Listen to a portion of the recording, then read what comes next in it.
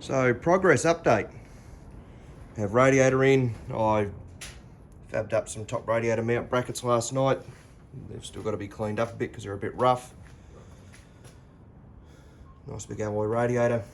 I did have a shroud for it, but the plan is for the exhaust to shoot down there in between the radiator and the engine, so I can't run a shroud. I'm just going to have to run a couple of pusher fans on the front.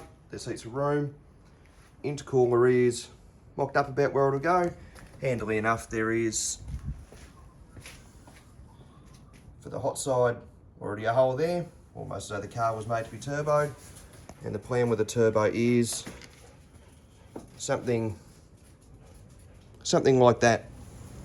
The wastegate is going to have to be relocated. It's probably going to be relocated to the either back a little bit further, chop that down and back a little bit further because it gets a little bit close to the radiator and it's a little bit tight with the turbo there.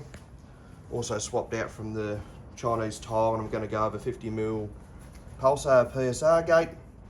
That should be a little bit more reliable and give me a bit more confidence over heat cycling versus the Chinese special. Speaking of Chinese special, it is a mighty max speeding turbo. Depending on how things progress, the plan is to get a pulsar super core for that as well, just to give it a little bit more efficiency and reliability.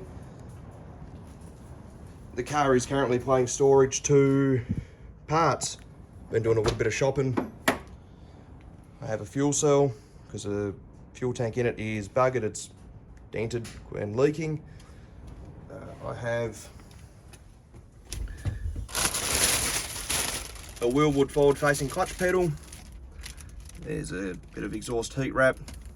There's a clutch slave.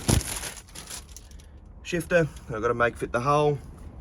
The reason I couldn't go with the factory clutch pedal and location, apart from not having the pedal, is it's very tight and there is essentially no room for the master cylinder to fit with the engine with the rocker cover there. So it's going to be under dash, nice, neat and tidy, tucked out of the way. Engine mounts are done and in. It's a bit hard to sort of shoot and see. This side you can see a bit better. They do utilise, I've got a polyurethane mount on the right hand side and factory 7M rubber mount on this side. I've also done gearbox crossmember as well. I'll chuck a photo up of that.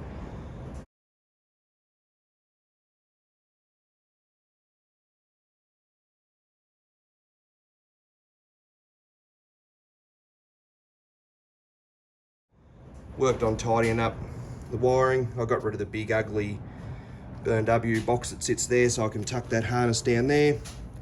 ECU plug shoot off into the cab for the ECU masters to be nice and protected from the weather in there. I will work on tidying this up a bit. I might do something with that diagnostic plug. I might even remove that factory round plug and replace it with a Deutsch plug, just a little bit more compact and allow for the easier routing of the harness.